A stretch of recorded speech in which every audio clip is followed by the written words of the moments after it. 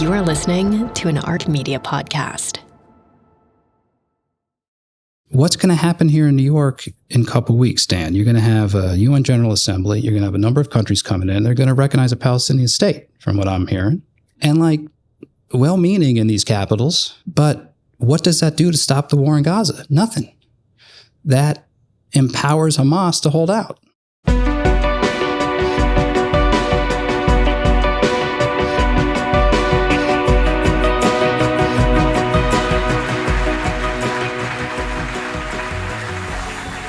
It is 7:45 p.m. on Wednesday, June 4th here in New York City. It is 2:45 a.m. on Thursday, June 5th in Israel as Israelis transition to a new day.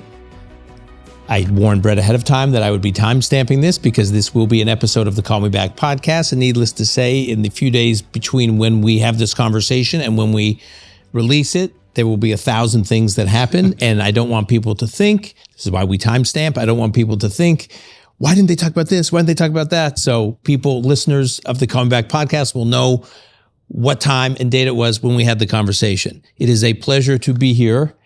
I will say with my longtime friend, Brett McGurk, because I know I don't say that anymore. I get Surus from Rachel Goldberg, Poland, but I've actually worked with Brett going back 20 years.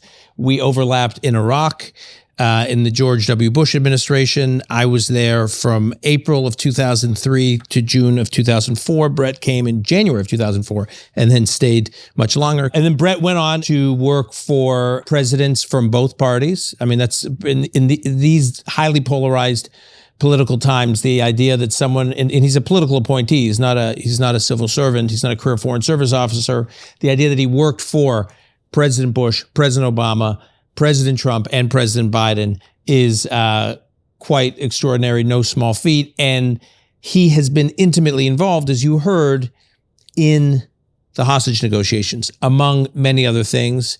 And I want to get to that because that is very much what is foremost in our minds today. But before we do, I often ask my first-time guests on the podcast where you were. Just place yourself on October 7th, 2023.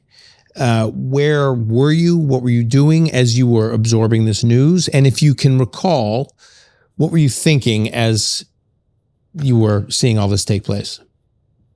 Well, first, Dan, I'm so honored to be here with all of you. And I know these are difficult times in the country, difficult times for your community. And I am just truly honored to speak with you, share my views. I will be as candid as I possibly can. I think I owe it to everybody and all of you. And it's great to be here with you, Dan. Your podcast is awesome, man. And preparing for this, I've really been listening to them when I jog or go to the gym or something. And, 2X or 1.5X or... Okay, I have a lot of friends now who say to me that it's really boring being with me in person because they're used to my voice at 2X and I don't talk 2X. So they're like, Dan, come on. So I'm just on normal speed, honestly. Yeah. So October 7th, I mean, I really divide my time. I spent 4 years in the Biden White House and, had a lot of jobs, as you've said, incredibly intense 4-year period, and divided into two parts. I mean, and October 7th, obviously being the dividing line, everything happened from October 7th through the end of the administration, which we'll talk about in detail, the most intense, complex, difficult, horrific, tragic situation I've ever been involved in. But on October 6th, in my office at the White House, I actually had a Saudi team in my office talking about Israel-Saudi normalization. And this is something our administration critics of our administration say we were like chasing this white whale of Israel-Saudi normalization. I'll just tell you exactly what happened. Early in the administration, Israel and Saudi Arabia approached us and said, hey, we want to try to get this done. And they set end of 2023 as kind of a time frame. So, okay. Now, we had multiple Israeli governments through that process. President Biden went to the region, you recall, in the summer of 2022. He actually carried a letter from Prime Minister Lapid at the time to the Saudis. And we were kind of, doing what we could to help facilitate and put this together. So a Saudi delegation was in my office on the 6th of October, 2023, talking about the kind of final pieces of this. I still cannot say now, like, it would have gotten done, but it definitely had momentum. And I mean, a historic agreement that I still believe eventually will happen, because that kind of is the direction of travel. But even in the months prior to that, let me just kind of set this up, because we had, when President Biden went to Israel in the summer of 2022, he went to Bethlehem, met with the leadership of the Palestinian Authority. And in that meeting, the main conversation in that meeting was that the Palestinian leadership should actually be on board with this trend of normalization, which they had not been. And what happened in the months afterwards is they got on board. And we had a number of meetings with the Saudis and the Palestinians. The Saudis sent a senior diplomat to Ramallah for the first time since 1967. We actually had in 2023, you might not recall this, but 2 political meetings with Palestinians and Israelis, first time in 10 years. This is all kind of happening. Okay. So my wife and I put our daughter to bed. And again, I just remember this so vividly. It's kind of like remembering, 9/11 and critical events. And fairly late, midnight, 11 o'clock, I don't remember the exact time, but I got a news flash from the Situation Room about rocket attacks from Gaza, which is not totally unusual. And of course, we had a very intense 11-day Gaza war early in the administration in 2021. And then it kind of unfolded, started looking a little different, and I immediately started getting messages from my Israeli counterparts, from the ambassador in Washington, Mike Herzog, who's a close counterpart, a friend of mine, Zaki Hanegbi, the National Security Advisor of Israel, writing, saying, we are at war. This is war. And we saw the news of incursions from Hamas, very obviously well-organized combat units. And it unfolded as the night went on. And my Israel lead, Sam Sutton, who, interestingly, I'll mention her name because she tried to get a ticket here, but we're sold out, so she couldn't get a ticket. So, you need to know people. You need to know the right people. So I'm sure she's listening to the podcast. She's a brilliant, totally dedicated public servant. And she was on her way to New York because her husband lived in New York. And she turned around to come back. Jake was trying to take a vacation with his wife and Jake Sullivan, the National Security Advisor in Italy at the time. So we were all like, but I stayed up the entire night. I went to the White House very early the next morning, and still, though, fog of war, like it was still unclear what exactly had happened. And honestly, the horror of October 7th really unfolded over 24, 48 hours, and the Nova Music Festival. And it just got worse and worse. So that was my experience on October 7th. I knew immediately we had, from that moment on through the end of my term in the Biden administration, that was going to be my main focus. We had to protect Israel, had to defend Israel. And like anything like this, when that happens, you don't know exactly what you don't know. And I don't want to fast forward, but it's only 4 days. On October 11th, the Israelis honestly believed that Hezbollah was about to launch another attack, like the other shoe to drop. It was all a coordinated campaign against Israel, and there was almost a second front on October 11th. We can talk about the merits of that, but that was a very intense day because we were in this just complete uncertainty, and the intelligence picture was pretty good, but not great. But the one thing I remember, Dan, the President Biden said, I got to go to Israel, like early, and he wanted to go to Israel. And did everyone tell him he was crazy? The Secret Service, it was, we went, I should have studied my timeline, but I think we went, 10 days out? I think on October 18th, we were in Israel. First president in a time of war to land in Israel. And I've done a number of presidential trips. I flew with President Bush on Air Force One to Anbar Province back in 2008. I go way back on presidential trips, and you want to have them kind of as scoped out as you possibly can. On this one, well, on the day we were going to leave, we had the Al-Ahli hospital attack, in which everybody thought that was Israel, a major massacre. King Abdullah said, Mr. President, I really want to see you in Jordan, but please, you can't come now because of this horrific massacre. It turned out Israel had nothing to do with that attack. That was a bit of a kind of an indicator of the uncertainty of what's actually going on. But in any case, we went and... I want to get to that trip. Yeah. But before we do, because on October 7th, President Biden delivered what I thought was a very powerful statement, made it clear that the U.S. was going to be standing shoulder to shoulder with Israel. he made it clear, I think, in that speech, the military assets he would be deploying to the region.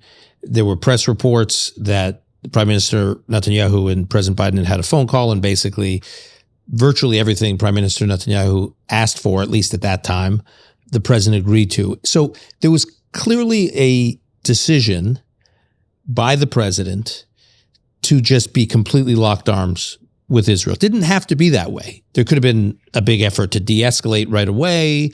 That wouldn't have meant abandoning Israel, but certainly trying to just bring the temperature down. All the arguments we have heard over the last year and a half, the potential for it to spread, and all, you could have imagined that in the immediate days. And yet President Biden, the administration, just projected no daylight between the U.S. and Israel. So that was, again, that was not axiomatic. Like that was a decision. Tell me about that decision. Given what was happening, it seems blindingly obvious. I think any American president is going to stand with Israel. At least I hope. I have to say. I mean, right. And I think the critics of our policy of standing with Israel do not understand and appreciate the determined enemies organized by Iran that after October 7th were sharpening their knives at Israel. I mean, that's what we faced. What we faced from October 7th on was a multi-front war against Israel. I wish that wasn't the case. That was the case. And there was a view early on that Israel's existence was at stake.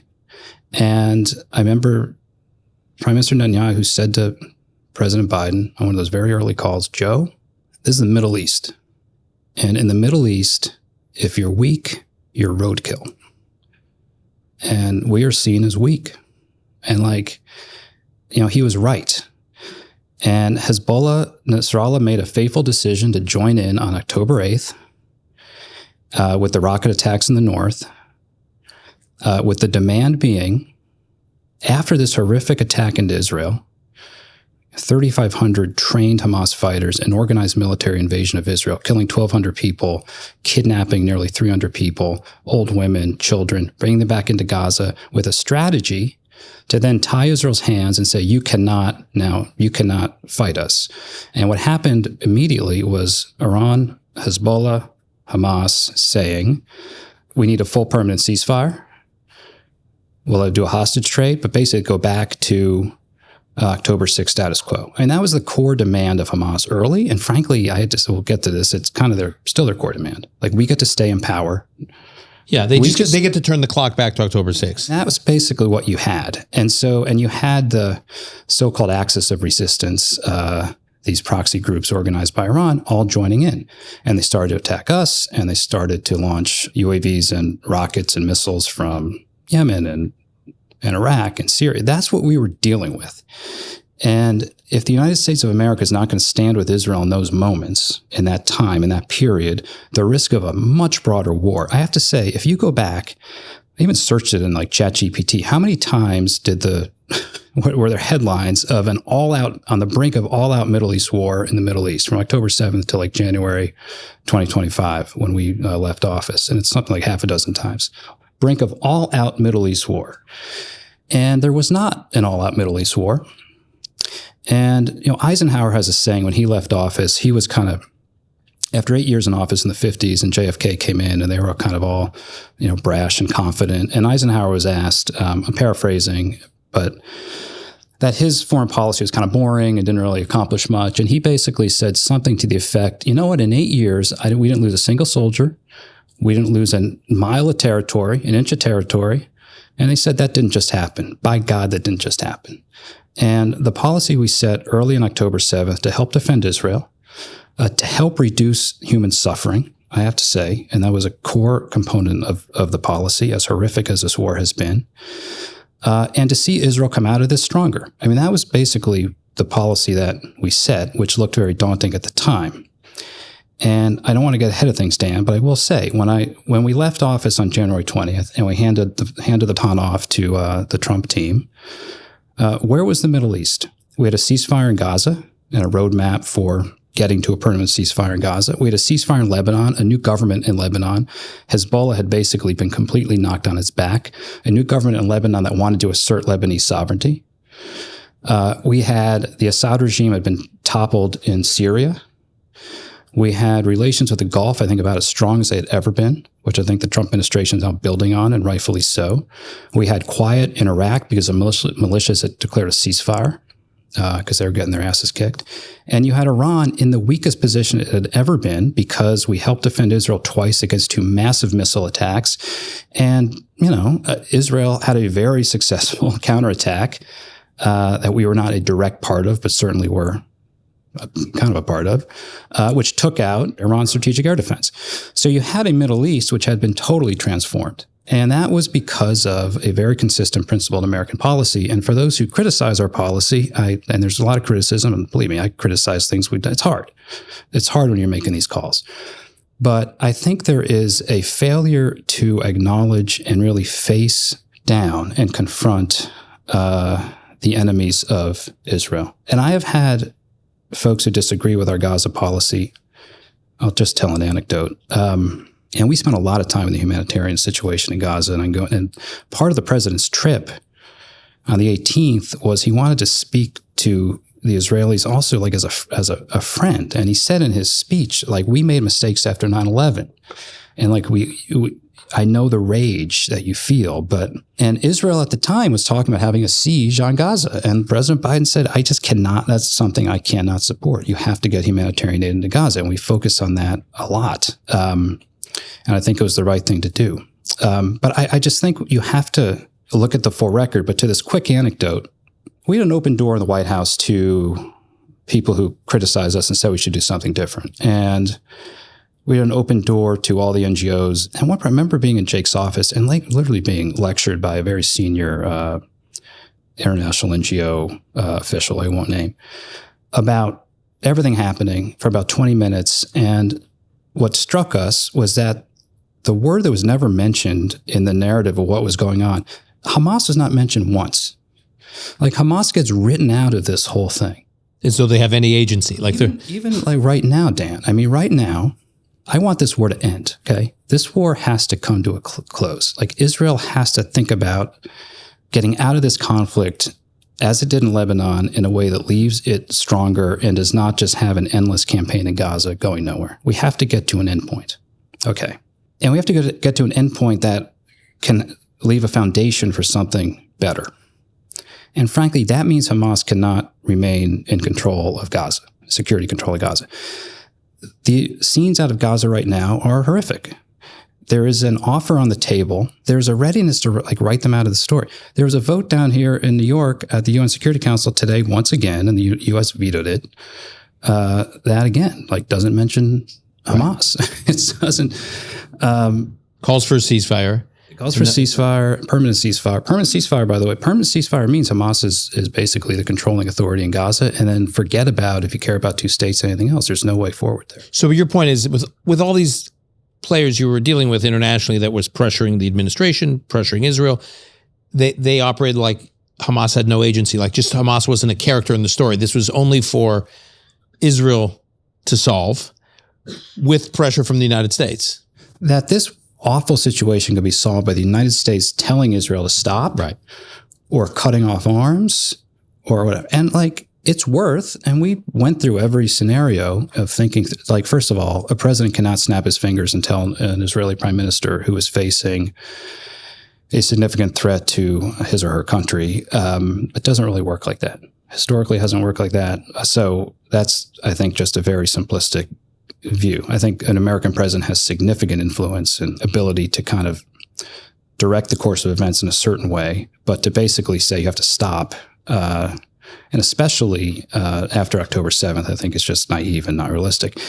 And then the one we always got was cut off weapons. I believe strongly, and I know this because, I read a lot of information at the time. I know how adversaries of Israel think. If that ever happens, I think you'll have a much longer bloody war in the Middle East, because the adversaries of Israel are waiting for that moment, and they're not going to say, "Oh, okay, Americans just are cutting off weapons from Israel, so now maybe we'll stop and have peace." Right? You'll have the opposite.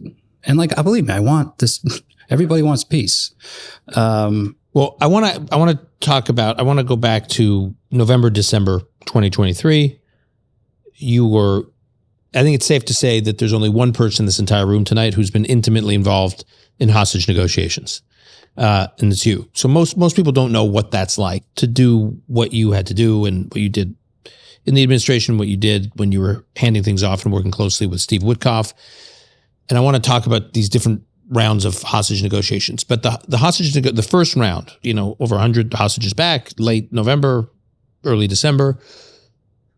What was your thinking then as to what could produce what was ultimately produced, which was this, I think it was an 8-day, right? It was an 8-day ceasefire, temporary ceasefire, getting all these hostages back. Like going into it, you thought what could get Hamas to make this kind of concession? We realized, and Dan, we were going to talk about a little bit of background, but like from that very difficult year in Iraq, I think Dan, you and I are sometimes like, oh, they were in Iraq, so therefore they must be total neocons and want to change regimes over around the world. I think anyone who lived through that experience comes out of it with a very disciplined approach to thinking through national security problems, a very careful approach of using the force of U.S. military power, and approaching a problem not from an ideological prism at all, but through a pragmatic, practical problem-solving lens. I mean, that was my, just spending almost a year there and seeing it, and then being in the White House with President Bush as we tried to adjust the strategy to kind of align ends and means. So I look at a situation and you do a net assessment of who are the players, what are the interests, what are the power dynamics, and then what are the ends, ways, and means what are you trying to achieve? How are you going to do it? What are the resources? And when it came to the Gaza conflict early after October 7th, it was very clear without a hostage deal of some kind or arrangement, without hostages coming home, this war is not going to end. You can't, the hostage situation was so awful. And having been to Israel shortly after October 7th, so many times afterwards, to end the war, you have to have an arrangement with the hostages. Hostages have to come out. So that was what we settled on early. I think that is still right. And that led to the November deal. The November deal was basically look, and you got to go back in time to that because, I was at the Manama dialogue before the November deal, 3 weeks into the war. And we're trying to get the deal. I just come from Doha. We're working on it. I remember talking to President Biden around the time about what we had to do to try to get this done. And already opinion was forming very rapidly against Israel. And we were trying to say, look, we want a ceasefire. Everybody wants a ceasefire. Release the women and children. And there were a lot of women and children being held, including elderly women, grandmothers, 4-year-olds, toddlers. Release the women and children, we'll have a ceasefire. And Israel agreed, as they did a number of times throughout this process, that yes, if, and there's a list, agree to release women and children, we'll stop fighting, be a ceasefire. And the ceasefire also enables a surge of humanitarian aid and everything else. It's hard to do all this when you have an intense conflict. So that was basically, okay, everybody is calling for a ceasefire. To get a ceasefire, let's call on Hamas to release the women and children. And I mean, I said at Manama, I just stated that fact. There's a ceasefire tomorrow if Hamas will release women, including 80-year-old women, children, including toddlers. There's a ceasefire. And I would hope international opinion would then come down on Hamas. Yeah, release the women and children and get a ceasefire. But for some reason, it's not as simple as that. In any case, eventually Hamas, and I got to, we had President Sisi involved in this, and the Emir of Qatar, and putting pressure on Hamas. We got that deal, and women and children started coming out. And it lasted 8 days. And where it fell apart, another day I remember vividly because I was at home, me, Bill Burns, working on this. And Hamas said it came down to the younger women. Many of them had just came out in the January deal, in the early days of the January deal. Hamas said, you know what? Tomorrow, we're not going to release women. We're going to skip to men. And Israel said no. And they said, no, I thought at the time for a very good reason, because why doesn't Hamas want to release the young women? Because you can imagine all the horrific reasons. They don't want their stories being told and everything else. So Israel said no. We had a discussion with the Israelis about, to keep the ceasefire going, should we? But had we done that, the fate of the women would have been sealed. So, but that's what, Hamas broke that deal. The deal was all women and children. And Hamas on day 8 said, no, we're going to move to men. And Israel said no. And that's when that ceasefire broke down. And then we were back to trying to get a ceasefire hostage deal agreement in place, which, So I was with Minister Gallant in January after that, January of 24. And he was reflecting in Tel Aviv at the Kiryat, and he was reflecting on what made that deal work. And he said he believed from the beginning, from October 8th, that the only way Hamas would agree to give up hostages if they felt that they were under enormous military pressure. Yeah. So is that your view too? Hamas does not, they do not respond absent what ultimately got to the deal. And what happened last summer. And there's been so much written about. I got all the receipts on this. I was there. Okay. I was there. I still have people tell me, well, Hamas accepted a deal on July 2nd last summer, and Israel's. I'm like, no, they didn't accept the deal. They said they accepted a deal. They announced they accepted a deal, but they actually gave us back something with 50 edits in every key place.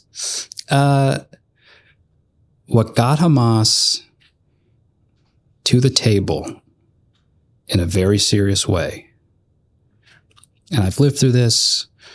And if I'm fair to myself, in August of last year, I was hopeful and we put down a bridging proposal. But what turned the tables was not the force of diplomacy, and it was the force of arms in the Middle East.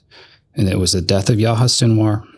What really moved the needle strategically was Hezbollah cutting a deal, because Hezbollah had said from October 8th on, we will continue to make northern Israel a no man's land until there's a ceasefire in Gaza. They kind of linked it. So we were trying to get a ceasefire in Gaza to also quiet down the north. And after the process fell apart in August. So following the successful deal, the late November, December deal, you're now talking about what didn't work this summer. I've propelled a little bit. Yes. But you've asked me about Hamas and pressure. Yeah, and just what their incentives are. What from your experience, I guess, do you agree with the Gallant doctrine? Yeah, of course. Yeah. Okay. On the one hand, but also Hamas has a view that, and I've talked now to hostages, you've talked to hostages, I've talked to hostages about what it's like. What are they doing every day? And this is what is so awful about this thing. They say, Hamas says it, they say it. They do not care about the destruction of Gaza, about the loss of life of Gazans. It is part of their narrative. And in fact, in some ways, Israel can play into that a little bit, because the worse it is in Gaza, the more international opinion turns against Israel, the more Hamas says to themselves, this is actually turning our way. And I know Hamas leaders in the late summer of 2024 were saying to themselves and saying to people who would talk to them, who would tell us, for the first time, we have a multi-front war against Israel. We've been wanting this since 1948. This is exactly what we wanted. They thought this is kind of going our way. And so they're not going to cut a deal. And that's their narrative. It's all about their narrative. And it also makes it very difficult to get something done. But Yahya Sinwar, there are little peeps that maybe in the summer he was thinking and wavering a little bit. But I have all the receipts on this. And President Biden put a deal down on May 27th. The UN Security Council unanimously endorsed it. Israel said yes. Okay. Hamas said nothing until July 2nd. And they came in, and the headline was Hamas accepts the deal. They did not accept the deal. They came in with 50 edits. So this is July 24. Yeah. And then over the course of July, we were trying to, see what we get done. And I got to say, the Israelis would take a hard position on this issue or that issue. And but Hamas was never serious about a hostage deal until the December timeframe, after Hezbollah cut a deal. And the how I know that is because what is this deal? It's a hostage deal. And in December, even after every little thing was worked out, and the reason I spent so much time in the Middle East was to call the bluff on Hamas. Hamas would say, we want 600 trucks. Okay, 600 trucks. We're going to get you 600 trucks a day during the deal. We'll work with the Red Cross, and we could show you're going to have 600 trucks a day in the ceasefire. We want this. Okay, you got that. It came down to okay, who are the hostages coming out in this deal? And that's not even in late December, Hamas would not commit to who the hostages would be. They finally did, because we were going to totally walk away, but they were not engaged in the process of an actual hostage trade until very late in the year 2024. Okay, I want to talk about so that first phase, October, November, December. U.S. and Israel are locked arms, no daylight. And then something seemed to change. I peg it around December. I went back and looked. The first time I saw pretty harsh criticism from the administration of Israel. President Biden is speaking at a fundraiser. Maybe wasn't intended to be a public statement, but it was the first time I had heard him talking about indiscriminate bombing, Israel's indiscriminate bombing in Gaza. And then there were similar statements, some private, public, there was that. Then there was, you go into the new year, there was enormous pressure on Israel not to go into Rafah for months. And then in May of 24, there was that UN Security Council vote that was extremely problematic because it for the first time, it didn't link a ceasefire with hostages. They almost treated like there were two issues operating in parallel. And the administration did not veto the resolution. There was a lot of expectation that the administration would veto it, and they abstained. So in that period, call it like I'm bookending it from like December of 23 with the indiscriminate bombing characterization and other comments that were critical to the UN resolution. I guess my question is, was there a decision made by the president that, we need actually a little bit of daylight? We need to put some public pressure on Israel. So I'm not going to get into every, internal discussion, deliberation, and public statements here and there. At the end of the day, I think you got to look at the record and the results. And any diplomatic endeavor looks extremely messy in real time. Any military endeavor, and you got to look at the results. So I do think to judge us fairly, you have to say, where were we when we left office? And I just went through it. We deployed the U.S. military to help defend Israel. We provided Israel with $24 billion worth of military assistance. I mean, truly extraordinary. We also stayed on the Israelis day and night on issues like humanitarian aid. And we did have questions about some of their tactics. Now, the conversation would go a little bit like this. And I have to say, the Israelis early on said, after October 7th, we are going into Gaza on the ground.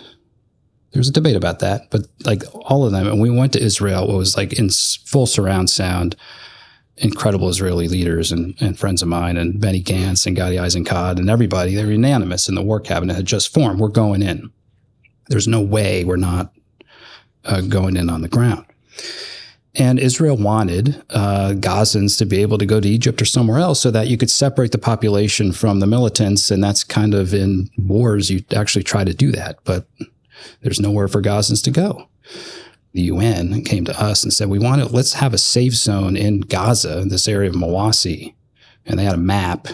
Civilians can go there. We'll flood it with aid. We'll try to keep it secure to separate the population from the Gazans. And the UN said, no, we can't be a part of that. And we didn't support that either. In retrospect, I think we probably should have, but that's a whole other story, because the challenge here in this horror that is Gaza is you have an enemy that has 300 miles of tunnels underground, far more extensive than the Israelis even understood. And you have a civilian population above ground with nowhere to go, and a war. And it has led to this horrific set of circumstances that people see on their screens every day. And we had horrible events like the humanitarian aid workers being killed, and it tears at you. And anyone who's worked on this conflict can say it didn't tear at kind of the fabric of your soul as a human being on all sides of it, is not telling the truth. So, yeah, and I don't even know all the pressures the president's under. He's running for re-election, doing fundraisers, but I think you got to judge it by the consistency of the policy and what we tried to do. And to critics of ours, I asked the question, well, what was your alternative? What was the alternative to the ceasefire hostage kind of roadmap? And I don't hear very, very good ones. But I just think I go back to that, Dan. I hear what you're saying, but I think you got to judge it by the overall results. So let's go to May of 24, because by that point, Israel is going into Rafah. So the administration had been pressuring Israel, don't go in. Rafah too. Let me actually take on two things you just said. We never said don't go into Rafah. We said the whole population is sandwiched in Rafah. And like, if you go in with 3 divisions without a plan, this is going to be a total humanitarian catastrophe. And the ability of Israel to further sustain the war, I think, would have been called into doubt. So we said, slow down. Let's work through this. We had a number of meetings with the Israelis about how to do Rafah. And we never actually told them not to go in. And in fact, the way they did it, and it's again, like you did have far less of it's reducing human suffering. There's going to be human suffering, but our objective was try to reduce it. And you had most of the population actually leave Rafah when the Israelis went in. And even on the UN Security Council resolution. Well, they moved over 1 million people in like 10 days. It was extraordinary. Yeah. So, but we never said, there were some out there saying it should be Rafah or, if they go into Rafah, that's it. That was never our declared position. And in fact, where was Senor found? In Rafah. So, right. And there were hostages in Rafah. And where was, you mentioned Rachel. I mean, look, there's parts of this we just completely failed on. And so Hirsch is one of them. I've never, I'll never stop thinking about that. But yeah, Hirsch was killed in Rafah along with his fellow hostages in a tunnel underneath Rafah. So anyone saying Israel has no legitimate military claim to dismantle Hamas's infrastructure in Rafah, I mean, of course they do, because it was truly, that's where Hamas was. We wanted to do it in a way that reduced human suffering to the extent possible. Now, the Security Council resolution, look, we vetoed, I don't know, I think we vetoed 4 or 5 UN Security Council resolutions because, just like the one today, the president had an op-ed early on in the Washington Post in which he said, this could end tomorrow if Hamas would actually just surrender. And like, that remains true. Like, if Hamas would actually relinquish control of Gaza, this is all over. And there is never an international call on Hamas to do that. But in any case, and so the Security Council resolutions we vetoed because they always just called for permanent ceasefire, which would leave things at an October 6th status quo. And that's not something I think the United States can accept, not something our administration would. Trump administration is the same. That one, when you look at it, if I recall, Dan, I think it called for a temporary ceasefire over Ramadan. It was to the point where we could abstain and not but then we quickly vetoed other resolutions. But that all led up to this period that you and I have talked about, this May 24 onward period and it's amazing to say this because the stuff is still going on now, where the craziness on the U.S. college campuses. I mean, it had been building before then, obviously, but that's when you saw the encampments. The spring of 24 is when the campuses were, pardon the phrase, on fire. And I remember around the time speaking with one of your former colleagues who was in the intelligence community, who I'm referring to, and he said, we are seeing some intelligence that Senor is following what's happening on American college campuses, and it's inspiring him. It's giving him, it's emboldening him. He's saying, look what kind of pressure Israel's under in the U.S. And we now know from one of the hostages that was recently released that during captivity, his captors would show him footage, I guess from, I don't know where, from CNN International or Al Jazeera or wherever. They'd show footage and say, look what's happening. Our people, like they literally said, our people are taking over your campuses and protesting against Israel and on our behalf. And this, what was happening on American campuses was, as I said, I'll use the word emboldening. When all that was happening, were you looking at what's going on in U.S. campuses saying, this is not only crazy, which it was, but it is actually undermining our efforts to bring this war to a close? This is like fall of spring, summer of 24. Spring of 24 is when it was really bad. So first of all, we know Hamas follows international opinion extremely closely. And I've talked to hostages who said his captors watched Al Jazeera all day long. And I remember he said two things to me. One, they would laugh. He told me this episode where like there's a hostage who came out in the January deal, told me his captors are watching Al Jazeera and there's like an elderly Gazan who, just a horrific situation, again, above ground, and talking about having to move again, and it's so awful. And like they were laughing. He said that my captors, they were like laughing at this, like, again, because it's their narrative that Israel's causing all this destruction, and therefore we, like world opinion, is going to turn in our favor. And the college, I think Tony Blinken has said this too. I mean, yeah, the protests on the college campuses made the negotiation with Hamas more difficult.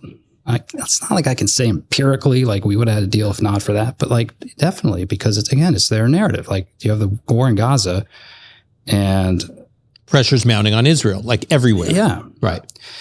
And so why would Hamas cut a deal when they feel like the forces are behind them and not Israel? And the thing that was just so like, is still hard to fathom about this is like the war can stop. The war will stop if Hamas releases hostages. Like it is that has been the formula from the beginning. And Hamas says we'll only release hostages if we know it's going to lead to a permanent ceasefire and we stay in power. We stay in security control. That's basically what they want. And like, so that led to the phasing. Phasing was, let's get a ceasefire, stop the war, what everybody wants, stop the war, get hostages out. And in the stoppages of the war, you negotiate that longer term arrangement. And we put in the May deal, phase one was sick and wounded and women. Phase two are the harder cases, uniformed IDF soldiers, healthy males. But to get to phase two in a permanent ceasefire, end of the war, we said in paragraph 8 or 14, there was like, this became like these formulations, people doing it. It was 8 and 14 were the two paragraphs. You have to set conditions for that. And conditions meant Hamas could not retain control of Gaza. And frankly, across the Arab world, and I'm not going to talk about diplomatic conversations, behind closed doors, everybody wants Hamas to relinquish control of Gaza. Okay? It's Hamas. They're a terrorist group. It's Muslim Brotherhood. You know the views in the region. But publicly stated, you very rarely hear it. But that is the formula. Release hostages, ceasefire, war stops. As the war is stopped, you have a negotiation for the ultimate end of the war. I've seen recently there can be an independent council governing Gaza. But who has the guns and controls Gaza? It's Hamas. And what worried me immediately after we finally got the ceasefire, hostages are coming out, is like, and you saw this, exactly what Hamas wants. They came out of their tunnels in full military kit and did these grotesque displays of the hostages being released. That's what Hamas wants. When this war is over, they are back in power. They will rebuild. I can probably count on one hand the number of senior officials since October 7th senior U.S. officials that have spent a lot of time, clocked many hours with Prime Minister Netanyahu. You are one of them. And you were working with him particularly on these issues around ceasefires and proposed hostage deals. This is an uncomfortable question to ask, but I just want to get to it because you have a perspective. You and I have talked about it. There is this perception or characterization that Netanyahu is ultimately never really serious, at least post the first deal, has never really been serious about hostage deals because they'll jeopardize his coalition, they'll jeopardize his government. There's all sorts of theories as to why he is not serious about a hostage deal.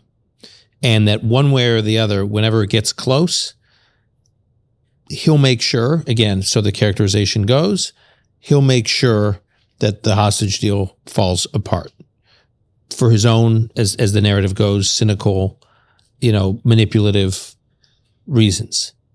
You actually have spent time with him talking about these issues, and you also have had to think about the big picture in terms of how to make progress in getting Israelis out of Gaza.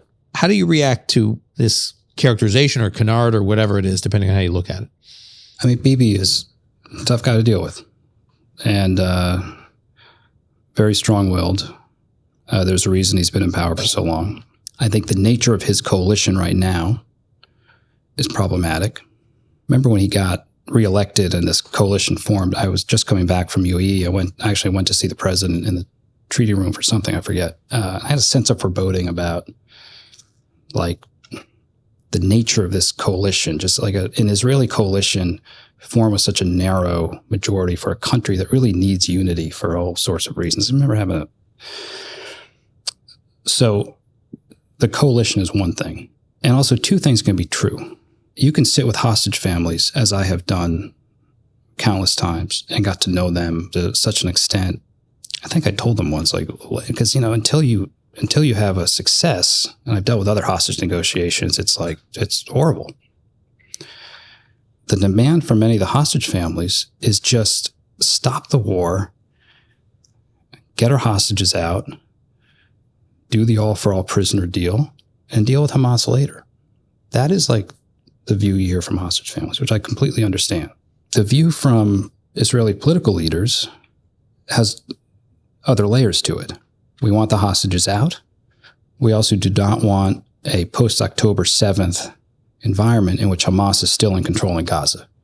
So the government is trying to square that. And both can be right. Okay, but that's what you're dealing with. You're dealing with the Israeli government. And I very few Israeli leaders, I have to say, have said the view I just articulated from the hostage families, which would basically mean, and at this point, I have to say, after Mohammed Senor is dead and everything else, there's an argument that, there's an opening, an inflection point. As I said early on, Israel has to find its way out of this, okay? But you go back 8-10 months ago, Yahya Sinwar is still there, and the idea that after October 7th, you're going to do a deal that basically allows Hamas to just regroup and retake control of Gaza is, for any Israeli government, I think, almost an impossible proposition. So you have to balance these two things. Now, did Netanyahu, prioritize a hostage deal over other interests? I can't say that. Did he say yes to the November deal? Did he say yes to the May 27th deal? Did he say yes to the bridging proposal we put down in August? Yes. Has he said yes to what Witkoff has on the table now? Yes. So on all of those, each of those key points, Israel is a yes and Hamas is a no. And there were moments in which Hamas would say, we need to resolve issue XYZ in order to get to issue ABC, the hostages. So let's get XYZ. We had moments like that, and the Israeli government would take a very hard line on issue X or Y, and we never get to ABC. There was never a moment in this process in which Hamas was a yes on a full deal, other than their demand for a permanent ceasefire, and as I said, in which Israel said no. So I think you got to be fair about the record, and there's a lot of politics in Washington. In Israel and in Washington. But no, I think the main obstacle to the hostage deal has been the group holding the hostages. It is Hamas. Okay, I'm going to open it up in a moment for a couple questions, which we'll have time for. Before I do, I want you to take us to what's happening now there's been a back and forth. It seemed like it was getting close to a new deal that would release 10 living hostages and a number of, I think it's 18 or 20 of the remains of the hostages that have been killed. And it's something like a 60-day ceasefire. And then just 48 hours ago, Witkoff said Hamas their counterproposal on this deal was completely unreasonable. And I spoke to someone involved with the negotiations on the U.S. side and the Trump administration, which I was telling you about earlier, who basically said we're pens down. Like, we told them, you're being unreasonable. It's totally your demands are just not going to happen. So come back with something else. And so, like, the ball's back in their court. But what this official pointed out to me is that every time they've gotten close, and then Hamas has jammed up the negotiations, then time has passed, and then they were able to do something like the deal you guys did in January, like the deal for Idan Alexander. As time has passed, the situation has always gotten worse for Hamas. And Hamas has always had to accept a worse deal than if they had just accepted the deal that was on the table. So I guess I have a two-part question before I open it up. One, do you agree with that? And two, what is your general sense of this current negotiating process? Do you think they're going to reach some kind of deal that approximates 10 living hostages getting out in a 60-day ceasefire? You know, Dan, I've been through 4 administrations. I've seen transitions. The worst time to serve is like the early months of a new administration, especially from one party to another, because there's a sense of confidence coming in, and then the world does not respond to what you might hope. And you go through it like Eisenhower, I'm going to go to Korea and end the Korean War.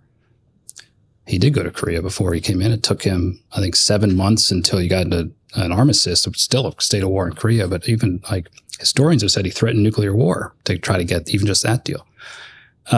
Nixon, I'm going to end the Vietnam War, spent his entire first term unsuccessfully doing that. The world is the world, and adversaries, other leaders have interests that remain the same even if a new president comes in. So I'm watching, and I have tremendous respect for Steve Witkoff. I tell you what, let me tell you a story. I will answer your question, but let me tell you a story of how this country should work. This is mild detour, civics lesson. No. But okay, so Trump wins the election. Okay. We were in the middle of the Gaza talks, Lebanon, and like, okay, what could have happened at that moment? Biden and the Biden team, us, could have said, Trump guys are coming in, good luck, as like Biden would sometimes say, good luck in your senior year. Like, good luck, guys. And Trump could have said, I'm going to do better than these guys. And like, instead, Jake Sullivan and I went up to Capitol Hill. We met Mike Waltz, the incoming national security advisor, and Steve Witkoff in a secure facility, briefed them fully on, this is like right after the election, on where we were, and laid out what we thought was likely to happen. And I remember this, and others can correct me, but we predicted we think we're likely to have a ceasefire in Lebanon by Thanksgiving. I think we got it around that time. This is early in November, so right after the election. Ceasefire in Lebanon. That'll mean Hezbollah is basically given up and has cut the cord from Hamas.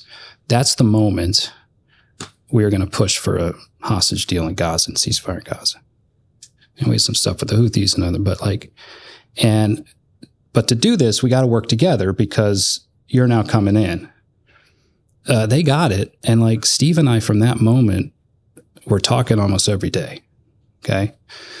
And that's kind of how it went. We got the deal in Lebanon. Amos did an incredible job. Amos Hochstein, and I went to Israel on December 9th or something. Saw Netanyahu, saw the Israelis. This is what we're going to do. We're making the final run for the hostage deal. I think we got it.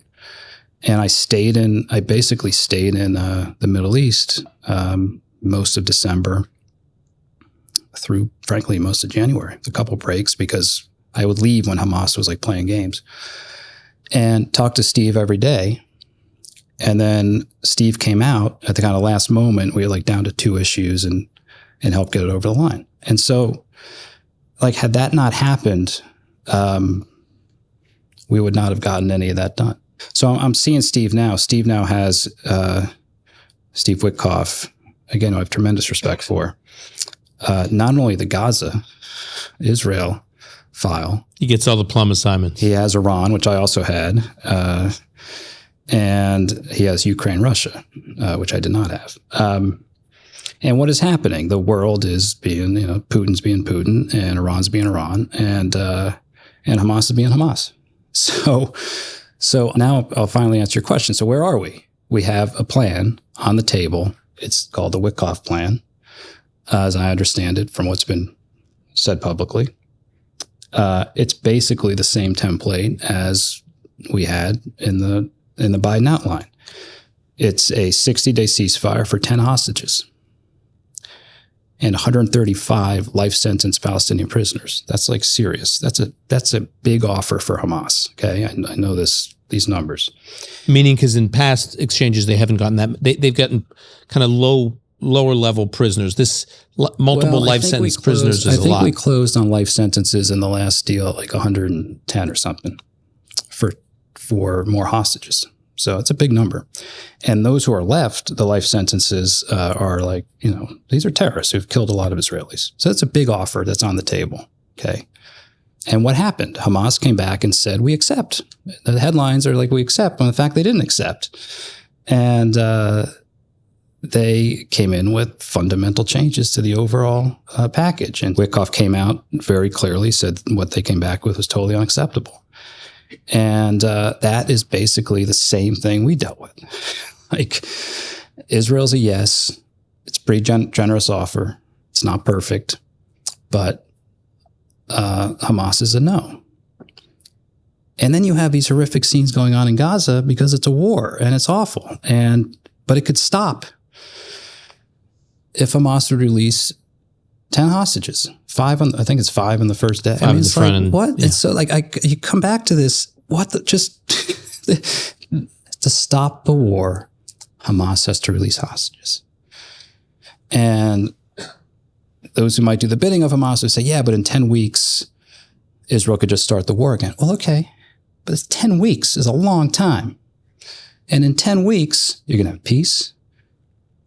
You're going to have a massive surge in humanitarian aid, and you can do a lot of diplomacy in 10 weeks. And I suspect Donald Trump is not going to want the war to start in 10 weeks. And given what Israel's now done to him, and now that Mohammed Senor, who was a real, the brother of Yahya, one of the masterminds, is gone, I strongly believe and hope you get into that 10 weeks, that is the end of the war. And you can actually negotiate an outline in which you have an arrangement in Gaza that Israel can live with. But Hamas is saying no. And what's going to happen here in New York in a couple of weeks, Dan? You're going to have a UN General Assembly. You're going to have a number of countries coming in. They're going to recognize a Palestinian state, from what I'm hearing. And well-meaning in these capitals. But what does that do to stop the war in Gaza? Nothing. That empowers Hamas to hold out. The Norwegians, who I work very closely with, I have great friends in Norway, but in the middle of our negotiation, they recognized a Palestinian state, and they thought this would somehow they literally called me and said, will this help your negotiation? I said, no, this is like, what? For what? Right. This is the opposite. If you want to stop the war, work with us, call on Hamas to accept the deal.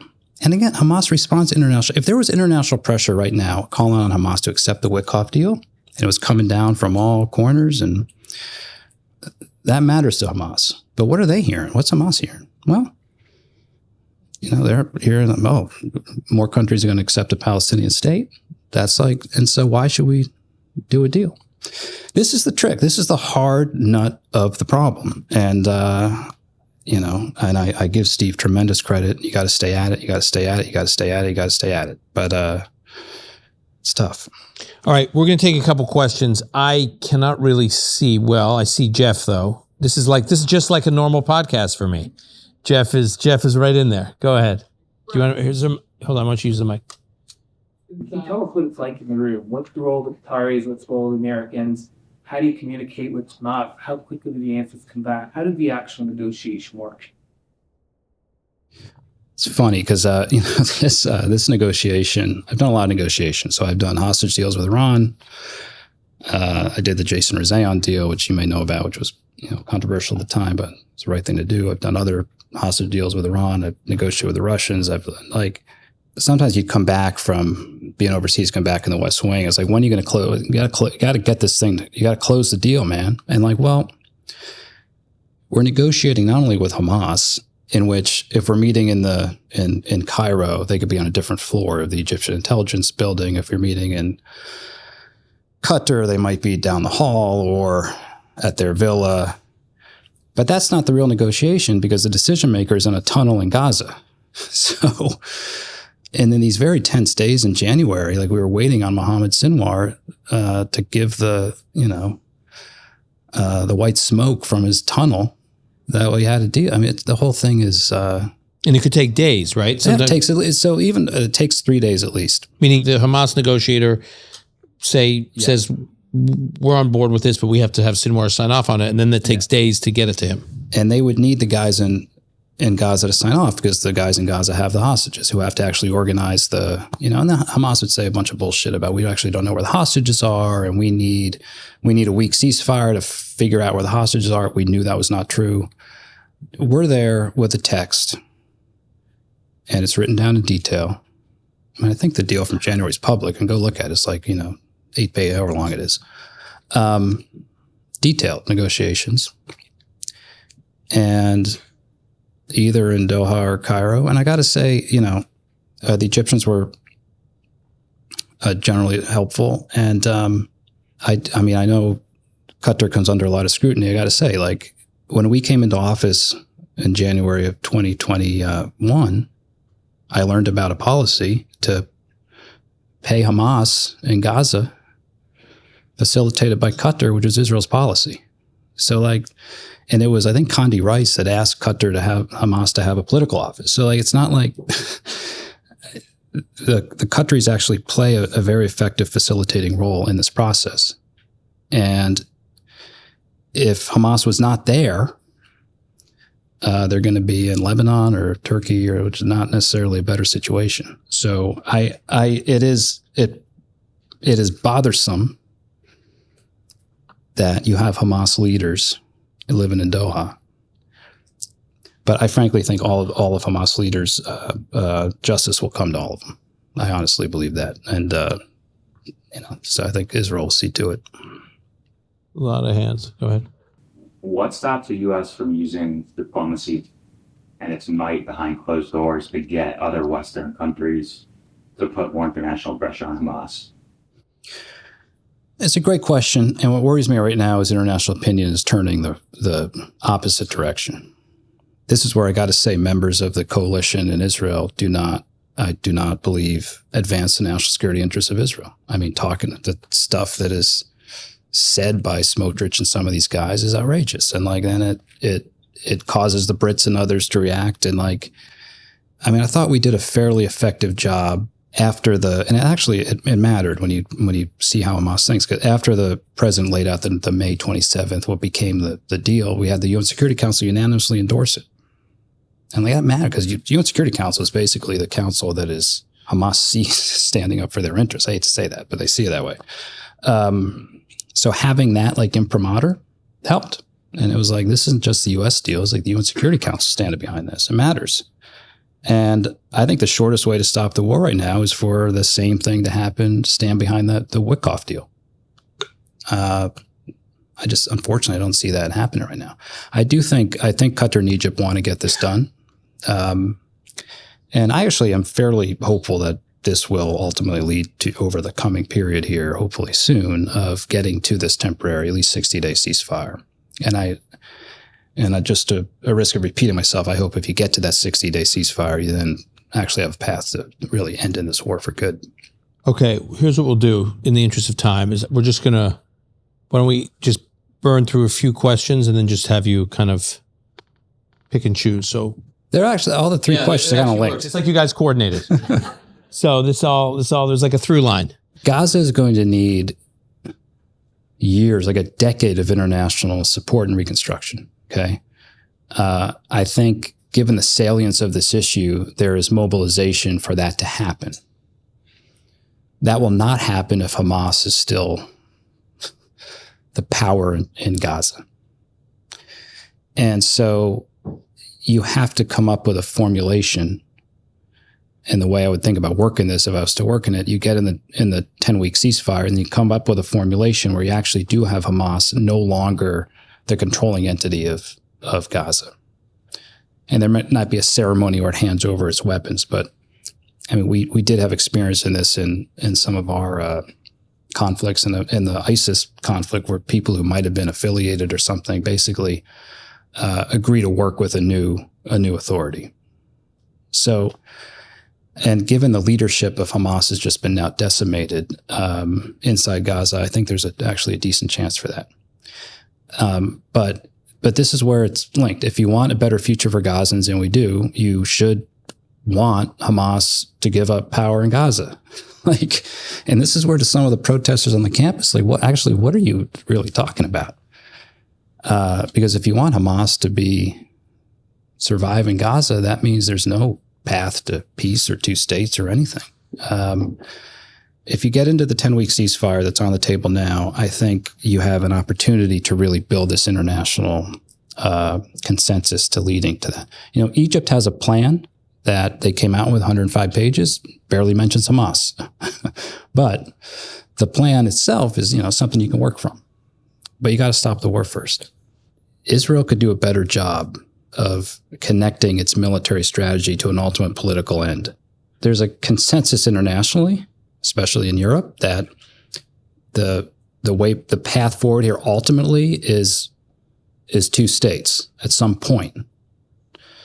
And Israel, for reasons based on the horror of October 7th and also for political reasons, has not been able to articulate how they're going to translate their military success in defeating Hamas into a political aim. And it makes it harder to rally.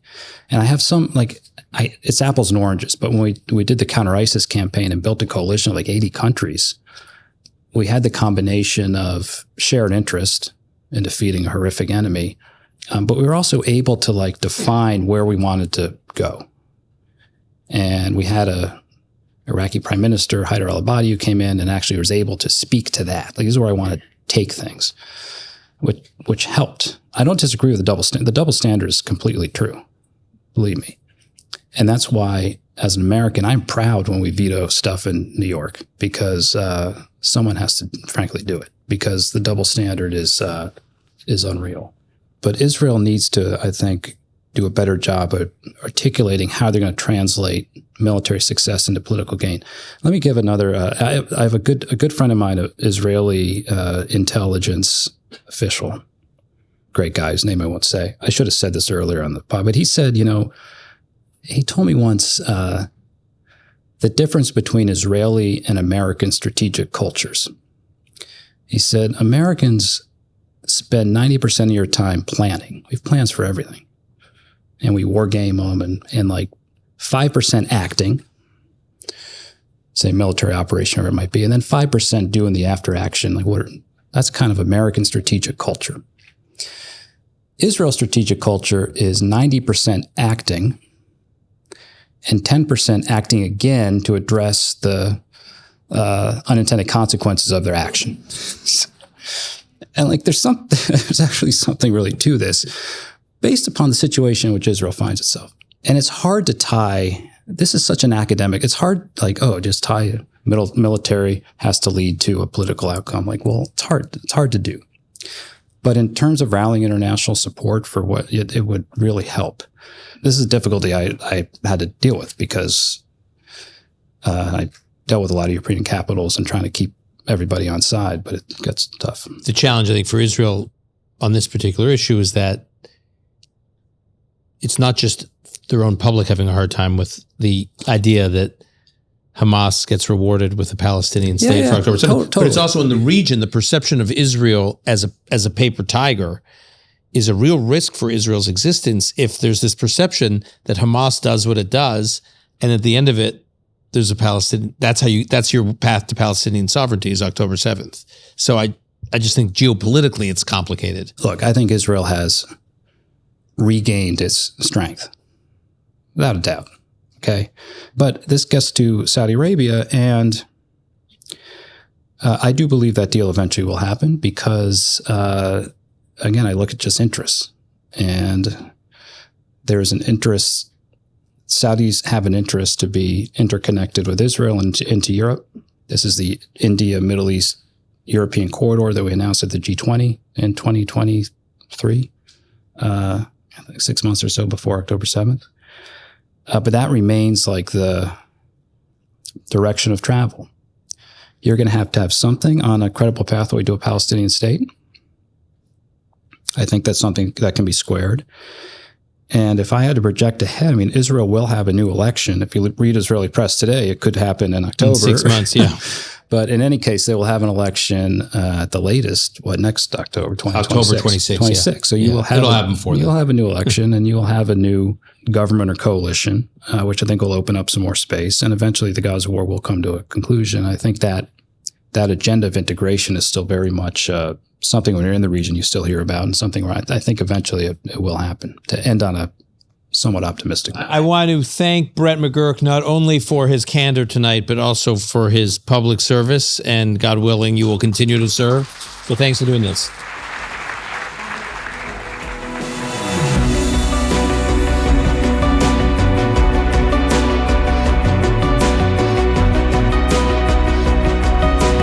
That's our show for today. If you found this episode valuable, please share it with others who might appreciate it. Time and again, we've found that our listeners are the ones driving the growth of the Call Me Back community, so thank you.